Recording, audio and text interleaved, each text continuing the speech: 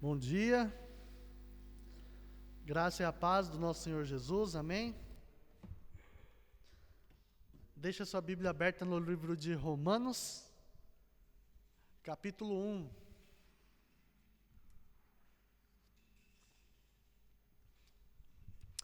Carta de Paulo aos Romanos, capítulo 1. Vamos ler a partir do versículo 1.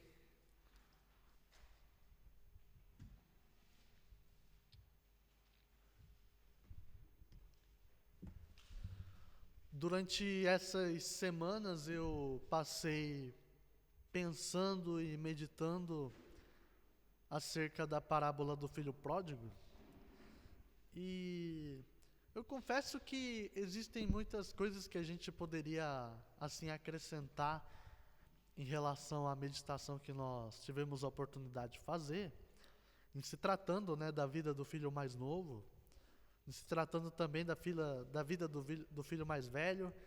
E acho que o principal de tudo, não somente a questão dos filhos, mas a gente poder conhecer a pessoa do pai e naquilo que pôde produzir na vida dos seus filhos. E o mais importante é que a gente possa olhar para o nosso coração. E então eu pensei, por que não falar mais sobre isso? Mas acredito que a gente pode falar sobre isso através de outras vertentes, E a gente vai entender o porquê de tudo isso lendo, a carta de Paulo aos Romanos. Então vamos fazer rapidamente a leitura. Romanos capítulo 1, versículo 1, por gentileza, que diz o seguinte: Paulo, servo de Cristo Jesus, chamado para ser apóstolo, separado para o evangelho de Deus, o qual foi prometido por ele, de antemão, por meio dos seus profetas nas escrituras sagradas, acerca de seu filho, que como homem era descendente de Davi, e mediante o Espírito de santidade foi declarado Filho de Deus com poder, pela ressurreição dentre os mortos, Jesus Cristo, o nosso Senhor. Por meio dele, por causa do seu nome, recebemos graça e apostolado para chamar dentre todas as nações um povo para a obediência que vem pela fé. Vocês também estão entre os chamados para pertencerem a Jesus Cristo. A todos os que em Roma são amados de Deus e chamados para serem santos, a vocês graça e paz da parte de Deus, nosso Pai, e do Senhor Jesus Cristo. Antes de tudo, sou grato ao meu Deus, mediante Jesus Cristo, por todos vocês, porque em todo o mundo está sendo anunciada a fé que vocês têm. Deus, a quem sirvo de todo o coração, pregando o evangelho de seu Filho, é minha testemunha de como sempre me lembro de vocês em minhas orações. E peço que agora, finalmente, pela vontade de Deus, seja-me aberto o caminho para que eu possa visitá-los. Anseio vê-los a fim de compartilhar com vocês algum dom espiritual para fortalecê-los, isto é, para que eu e vocês sejamos mutuamente encorajados pela fé. Quero que vocês saibam, irmãos, que muitas vezes planejei visitá-los, mas fui impedido até agora. O meu propósito é colher algum fruto entre vocês, assim como tenho colhido entre os demais gentios. Sou devedor tanto a gregos como a bárbaros, tanto a sábios como a ignorantes.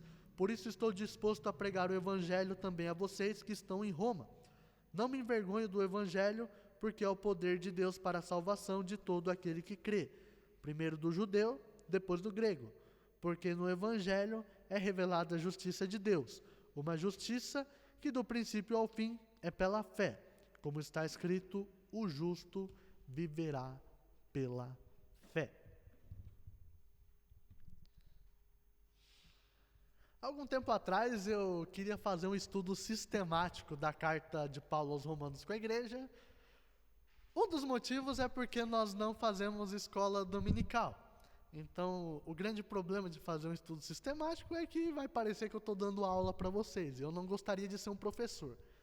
Eu apenas gostaria de ser um comunicador da palavra de Deus. Então, vamos falar de uma forma mais sucinta e mais clara acerca do que Deus quer falar através da carta aos Romanos. Então, pensando primeiramente, nessa questão ali da parábola do filho pródigo, é uma coisa que mexeu muito comigo. E pensar na figura do filho mais novo e do filho mais velho. Eu assim, posso falar que já fiz parte desses dois grupos de pessoas, digamos assim. O filho pródigo, como aquele que pegou toda a sua herança, gastou tudo que ele tinha, viveu tudo que ele podia viver, e de repente ele se arrependeu do que ele fez, se voltou para o seu pai, e ele foi recebido de volta como parte da família. E aí houve o festejo e todas aquelas coisas que todo mundo já sabe. E a contrapartida é que havia o irmão mais velho, que passou o tempo todo a serviço do seu pai, segundo ele, não desobedecendo nenhuma das ordens, fazendo tudo que o pai havia mandado, mas infeliz com a atitude do seu pai em relação ao irmão mais novo, e se negando, se recusando a participar da festa que lhe havia sido dado.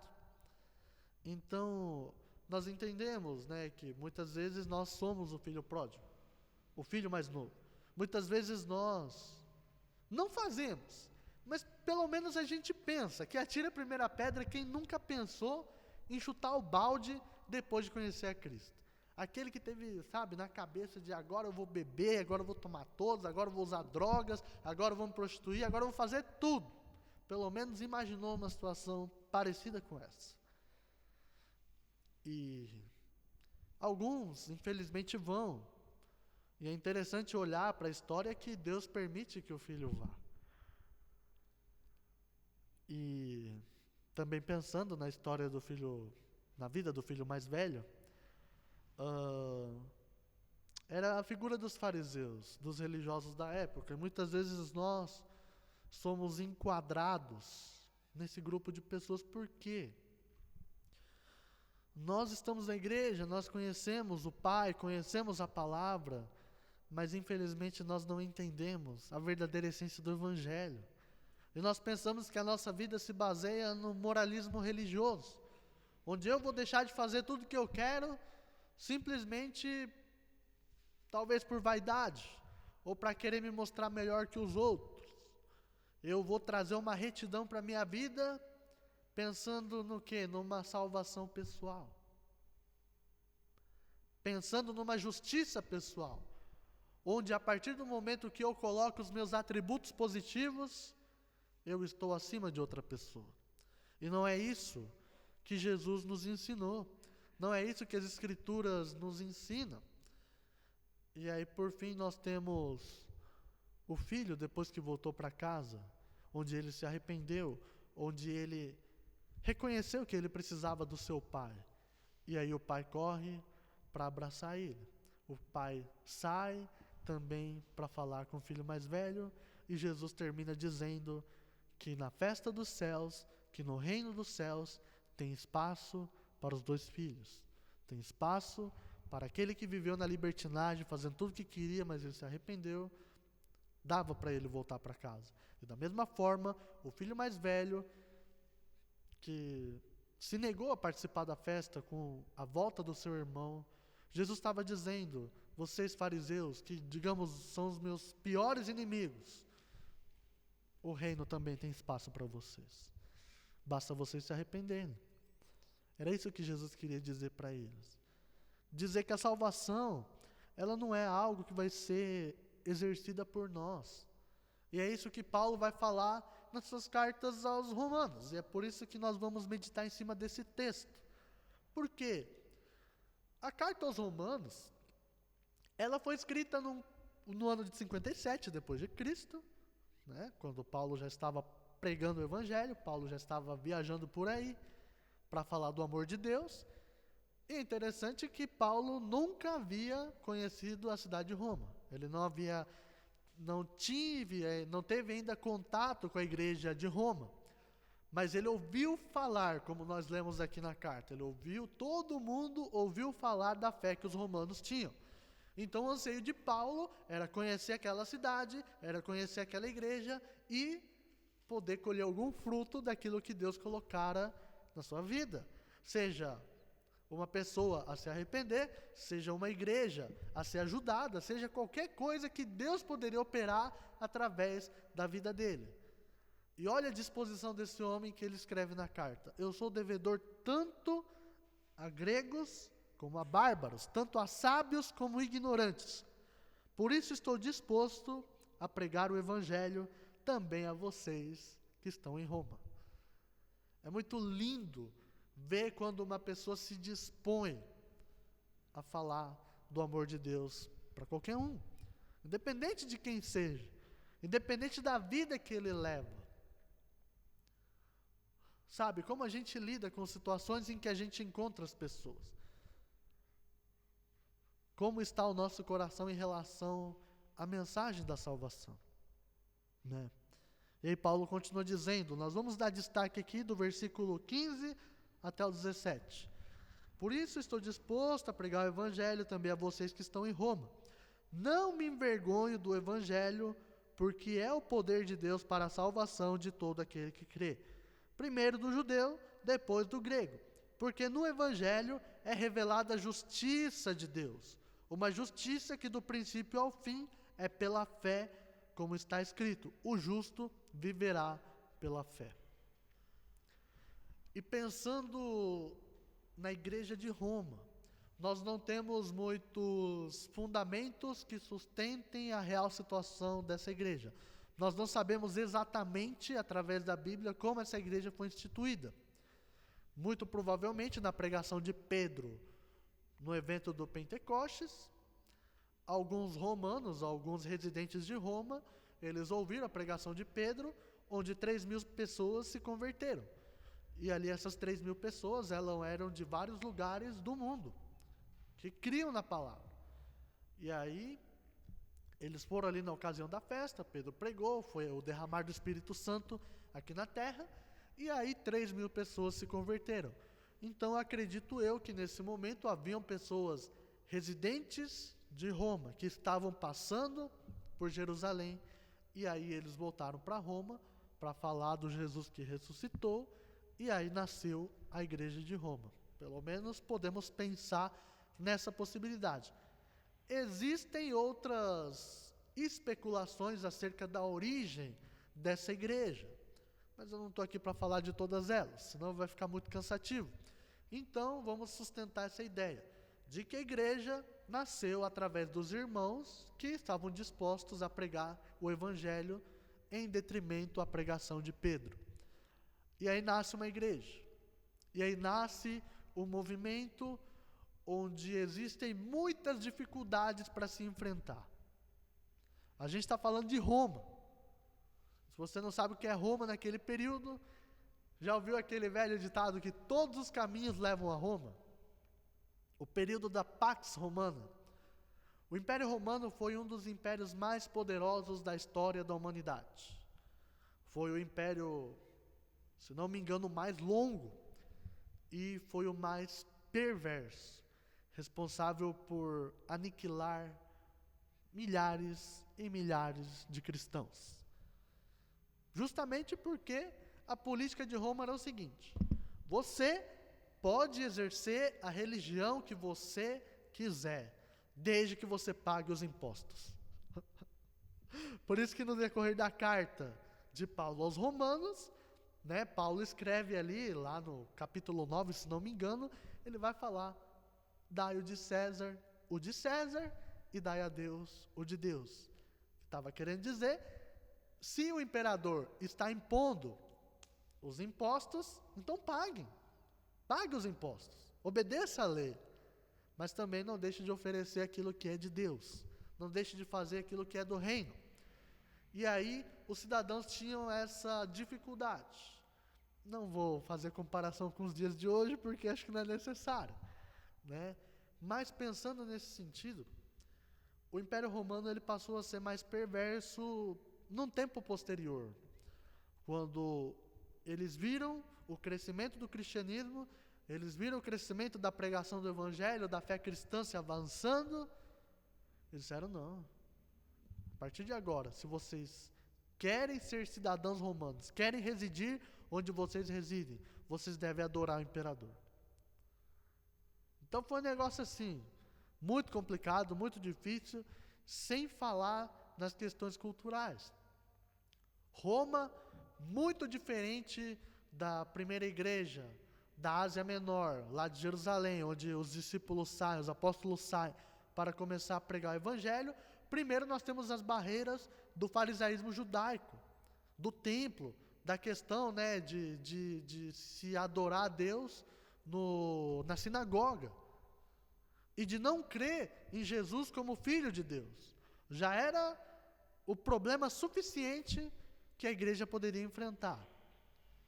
E aí, saindo um pouco da caixinha, né, do povo judeu, aí Paulo entra o quê? Para o povo gentil. Paulo entra para pregar para os gregos, especificamente ali na Macedônia. O primeiro local que Paulo prega o evangelho, onde ele pisa pela primeira vez no continente europeu, é na cidade de Filipos. Depois ele vai para Tessalônica. E aí se cumpre a palavra de Deus que o evangelho será pregado a todas as nações. O evangelho era para judeus e para gentios. E é isso que Paulo está dizendo. O evangelho é o poder de Deus para todo aquele que crê. Primeiro o judeu, porque o judeu ele recebeu primeiro. Jesus andou com o povo judeu. Mas posterior a isso veio o povo grego. A gente pode trocar o grego pelo gentil, por todo aquele que não é judeu. E aí, depois de entrar no continente europeu, Paulo vai até Roma. E, sabe, nesse contexto era muito mais complicado, porque nós vemos um ambiente muito secularizado. Nós vemos ali, sabe, os filósofos vêm daquele lugar, onde o ceticismo, ele predomina nos dias de hoje. E, ao mesmo tempo, lá na época, existia a questão da crença politeísta, que acreditavam em vários deuses. Eles cultuavam vários deuses. E a gente vê aí na história da mitologia grega, enfim. Então, quando Paulo chega em Roma, ele vê a situação. Ele vê judeus, ele vê gentios, ele vê gente de toda a raça, de todo tipo de crença, de todo tipo de cultura. Ele vê estátuas construídas na cidade de Roma. E ele vê a escultura lá,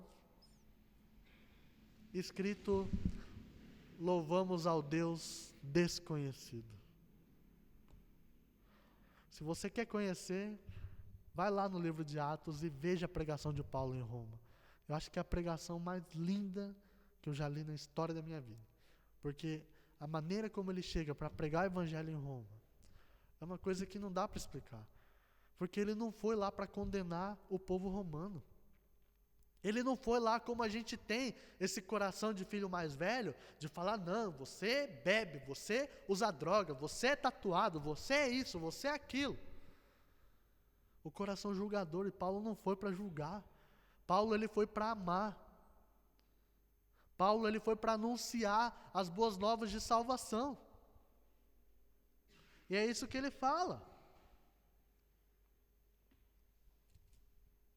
Ele diz na sua carta: há muito tempo eu quero visitar vocês, mas eu tenho sido impedido, mas agora Deus abrirá as portas.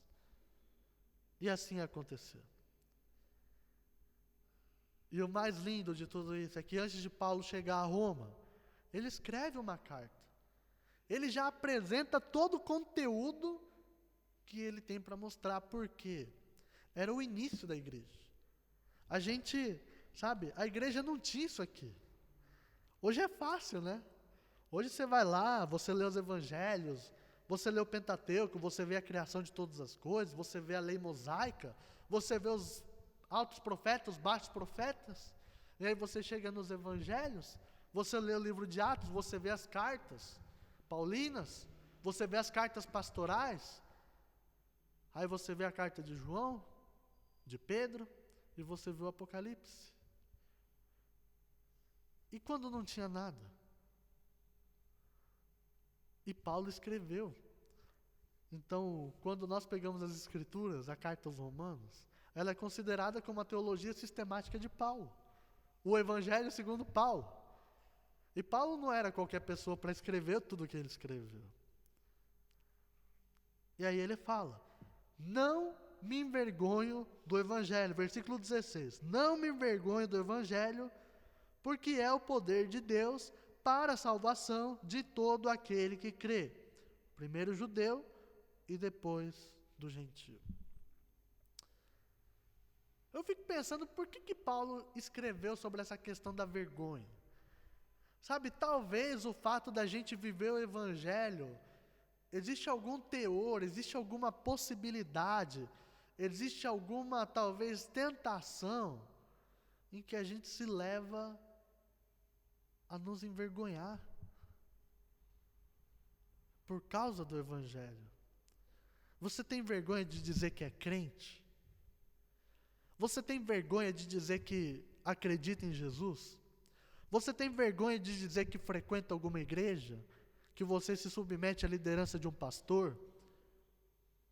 Você tem vergonha de falar quem você é? Sabe, eu fico pensando nisso. As pessoas começam a conversar com você, você tem toda uma história prontinha para contar, o seu testemunho, o Cristo que ressuscitou. E o que você faz com isso? Você sente vergonha em falar? Nós não podemos ter vergonha da nossa identidade. Nós não podemos ter vergonha da nossa história. Nós não podemos ter vergonha do Evangelho, que é o poder de Deus para a salvação de todo aquele que crê. Sabe, falando sério, papo reto aqui, ó. O cristianismo, a fé cristã, é meio problemática, né? Porque você precisa acreditar num Deus que você não vê. Você deve reconhecer que você não é nada, que você não é ninguém, que você é um pecador, que está destituído da glória de Deus, você carece da presença de Deus. Você está morto espiritualmente. Deve reconhecer que Jesus veio ao mundo, você nem sabe se o cara veio, você só conhece através das Escrituras. Você deve crer no seu coração que Deus o ressuscitou dentre os mortos. E você deve dizer com a sua boca que Ele é o Senhor. E você será salvo. Você precisa se submeter a todas essas afirmações sem nenhuma garantia.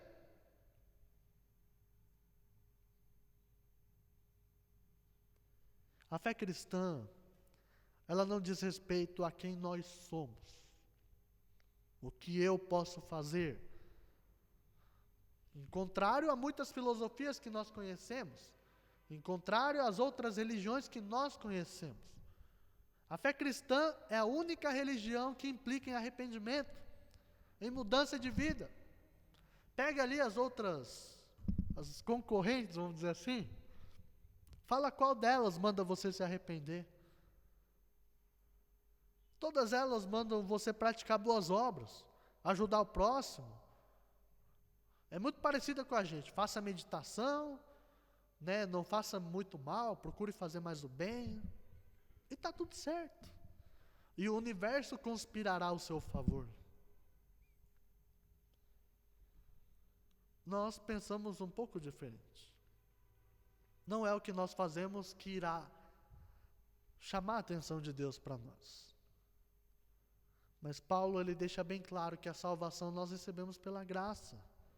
A salvação é um presente que Deus nos dá a todo mundo, a toda a humanidade. Jesus veio para morrer por todos.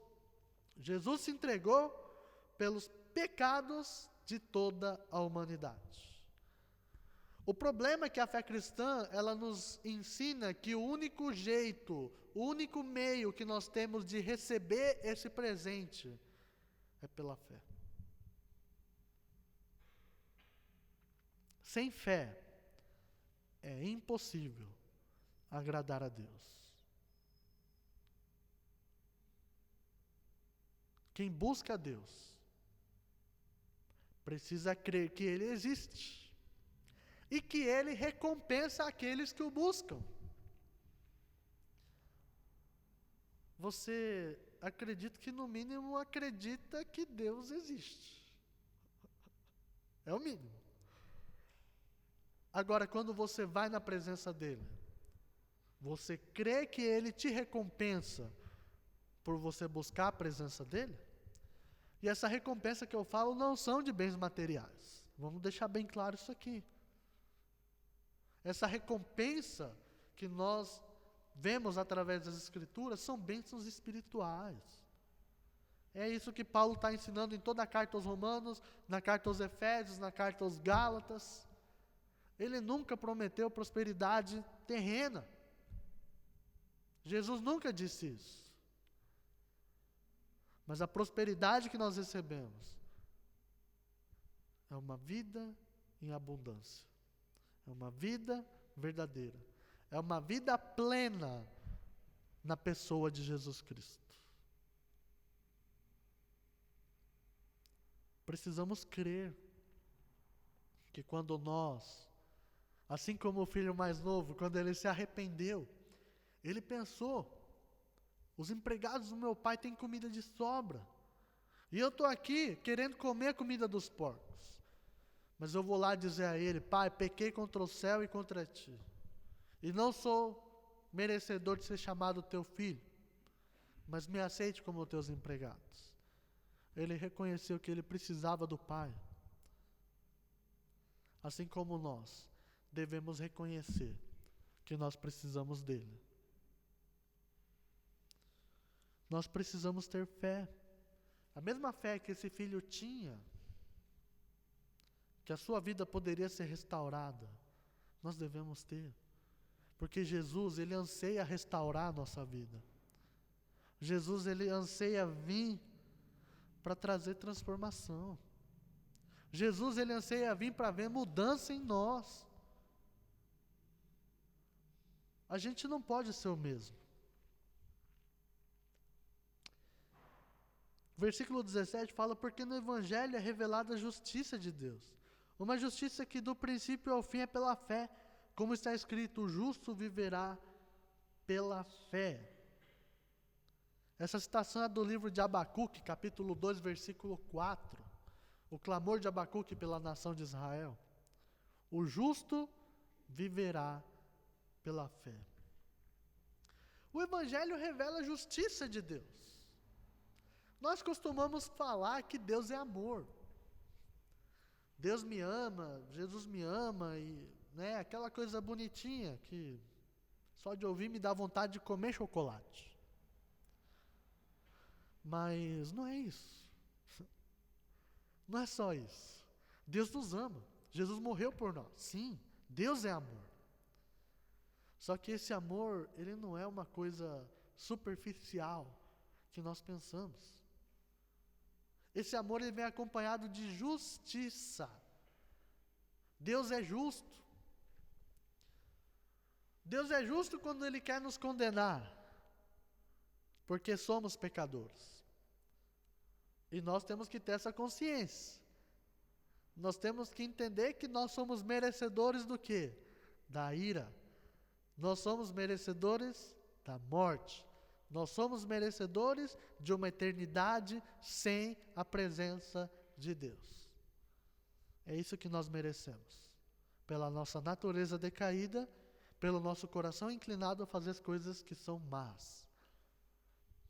Porém, contudo, no entanto, Deus nos amou.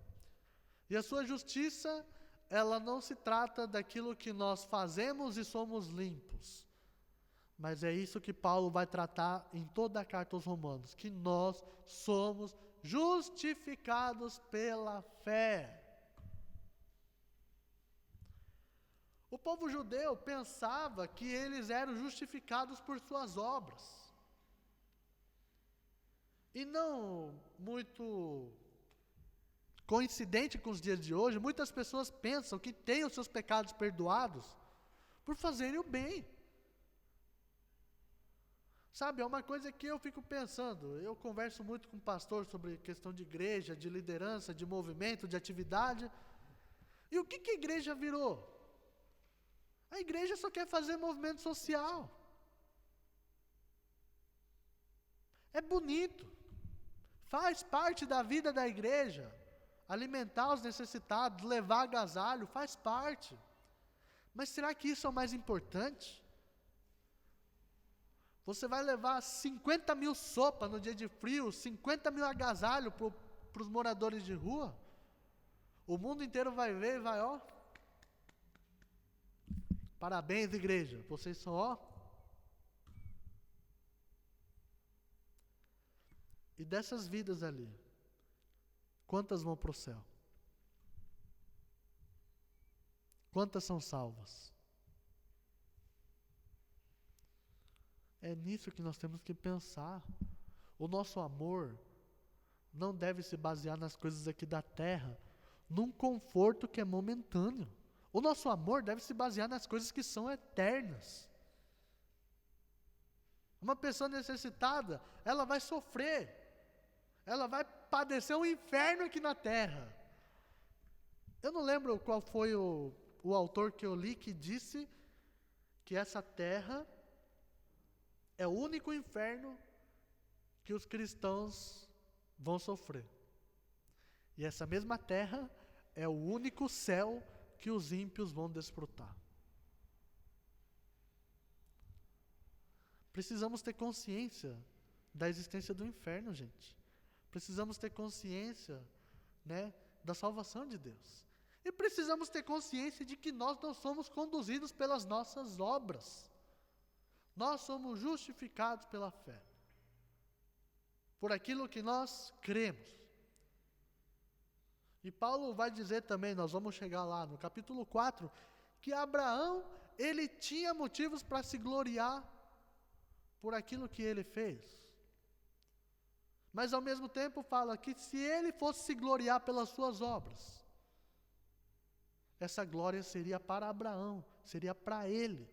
Assim como nós, se a gente fizer um monte de coisa e o mundo aplaudir a gente, a glória vai ser para as pessoas, para o pastor que liderou esse movimento. E aí Paulo termina dizendo que Abraão creu.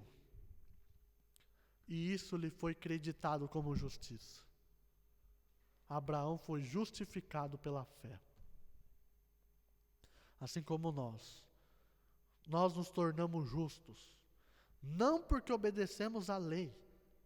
Deus é justiça. Deus quer um povo justo. Só que nós não somos justos pelo que nós fazemos. Nós somos justos porque cremos em Jesus Cristo. Somos justificados pela fé. E é isso que Paulo vai dizer em toda. Isso aqui é a base, gente. Isso aqui é o conceito que vai sustentar toda a teologia de Paulo. Isso vai sustentar toda a carta aos Romanos, e não só os Romanos, mas se a gente ler as outras cartas paulinas e ler toda a Bíblia, a gente vai entender que essa é a verdadeira essência do Evangelho. O Evangelho é para todos. Todos nós somos convidados. Deus, ele chama a todos. No entanto, nem todos vão querer. Infelizmente. E aí ele termina dizendo que o justo viverá pela fé. E essa vida que ele escreve, se a gente pegar do original, escrito no grego, o viverá pela fé, ele não traz alusão ao nosso caminhar assim, diário, sabe? Mas fala de vida eterna mesmo. E se a gente pegar o Abacuque lá, e a gente pega a Septuaginta, se você não sabe o que é Septuaginta, é o Velho Testamento escrito em grego. Porque o Velho Testamento foi escrito em hebraico e aramaico. Só que aí o pessoal foi lá e escreveu em grego para poder levar o Velho Testamento para os gregos. E isso é chamado de Septuaginta. Então, na Septuaginta, se a gente pegar o viverá pela fé, ele traz essa mesma ideia do que Paulo escreve, que não faz alusão a viver o dia após dia, mas é sobre a vida eterna. Então, o justo, ele tem a sua vida eterna pela fé. Em contrapartida, a nossa vida eterna não começa quando a gente morre e vai para o céu. A nossa vida é aqui na terra. Por isso nós falamos que vivemos por fé. Nós não vivemos por circunstâncias, nós não vivemos por aquilo que nós vemos, nós não vivemos pelas nossas dificuldades. Nós vivemos por fé. Está difícil? Dá vontade de desistir? Está complicado? Tem muitas barreiras? Eu também tenho. Todos nós temos. Mas a nossa fé nos ensina que nós temos um Deus maior que todas as coisas. o Jesus que se entregou por amor de nós. E é isso que vai sustentar a nossa caminhada todos os dias até que Ele venha. Então, que essas verdades, elas possam renovar o nosso coração, para que a gente entenda que a nossa salvação, ela não diz respeito a nós mesmos, ela não diz respeito àquilo que nós podemos levar para Deus, e não diz respeito também àquilo que nós podemos ser depois de conhecer as Escrituras, porque aí a gente vira o filho mais velho. Mas ela diz respeito àquilo que Deus fez por nós, e que nós podemos receber isso por meio da fé. Então, cuide dessa pequena palavrinha, que faz toda a diferença na sua vida. E entenda que a fé não é somente a gente acreditar, mas a fé ela implica num deleite, em você poder repousar nela, de você crer e confiar cegamente nisso, porque é isso que nós fazemos. Nós cremos no Deus invisível que criou todas as coisas, e cremos que a nossa vida depende dele. Cremos que o nosso futuro está nas suas mãos.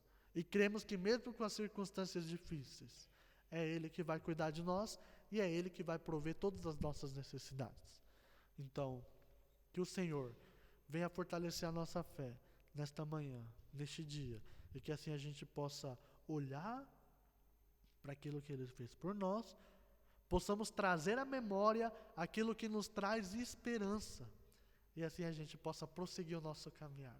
E a gente não venha se envergonhar do Evangelho, porque é o poder de Deus para a salvação de todo aquele que crê. Amém? Vamos orar?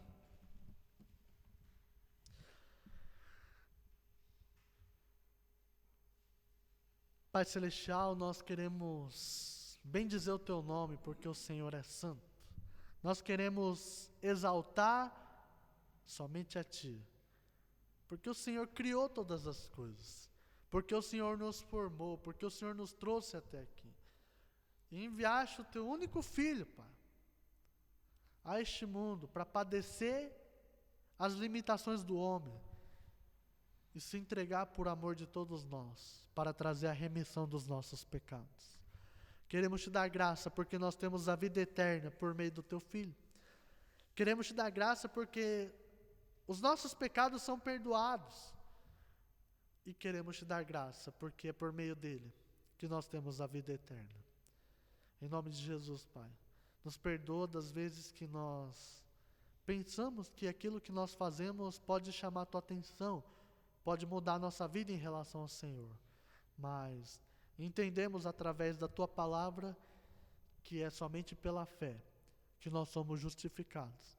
É somente pela fé que nós temos salvação. É somente pela fé que nós podemos receber esse presente que o Senhor nos deu através do Teu Filho. Que nós como igreja possamos nos deleitar nessas verdades. Possamos ter o coração renovado e um coração desejoso a buscar a Tua presença todos os dias da nossa vida, para que o nosso caminhar seja agradável ao Teu coração, para que a nossa vida ela possa resplandecer Tua glória aqui na terra, e assim o Seu nome seja exaltado através de nós. Nos ajude, o Senhor conhece as nossas dificuldades, o Senhor conhece as nossas limitações, o Senhor sabe dos nossos problemas, mas nós sabemos que o Senhor é maior do que tudo isso, e é o Senhor que pode nos trazer sustento. Por isso, queremos colocar nossa dependência em Ti, e que o Senhor venha nos abençoar por mais uma semana, que o Senhor nos capacite para as nossas atividades, seja o nosso trabalho, os nossos estudos, o nosso cotidiano, tudo que nós temos como responsabilidade. Possamos ser luz aqui na terra, possamos ser bênção aqui na vida das pessoas, como nós cantamos hoje, não somente bênção na igreja, mas que a nossa vida possa alcançar como meio de graça as pessoas que estão no mundo, Pai. Aquelas pessoas que não Te conhecem, ou as pessoas que já ouviram falar do Senhor, mas um dia abandonaram a sua fé.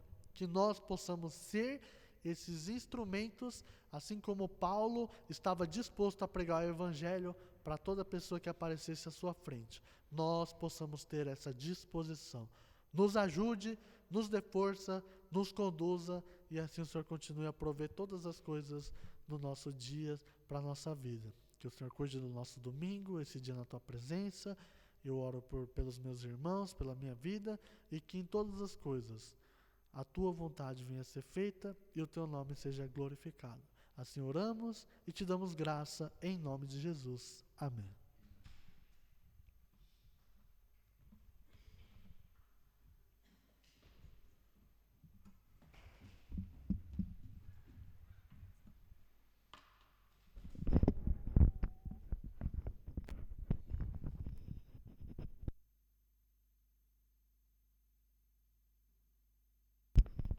Podemos estar nos levantando.